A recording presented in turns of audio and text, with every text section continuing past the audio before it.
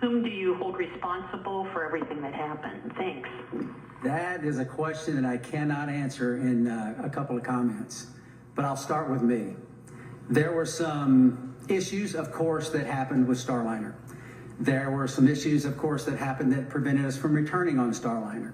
And I'll start with me. There were questions that I, as the commander of the spacecraft, that I should have asked, and I did not. At the time, I didn't know I needed to.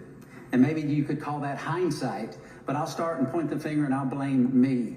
I could ask some questions, and the answers to those questions could have turned the tide.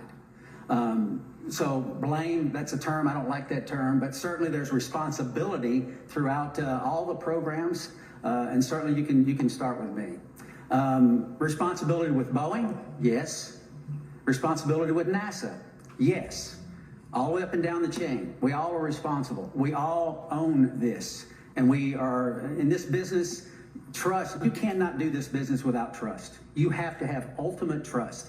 And for someone to step forward and these different organizations say, hey, I'm culpable for a part of that issue, that goes a long way to maintaining trust. So we're not going to look back and say this happened or that happened and that person or that issue or that entity's to blame. We're going to look forward and say, what are we going to use our lessons learned from this whole process and make sure that we are successful in the future. This is a tough business. The analogy about it is it's always a curvy road. It's never straight in this business. And minimizing those curves and being systems and processes in effect to prevent some of these curves is what we have to do as we leave low Earth orbit and go beyond to the moon and beyond that. So we're going to look forward, and that's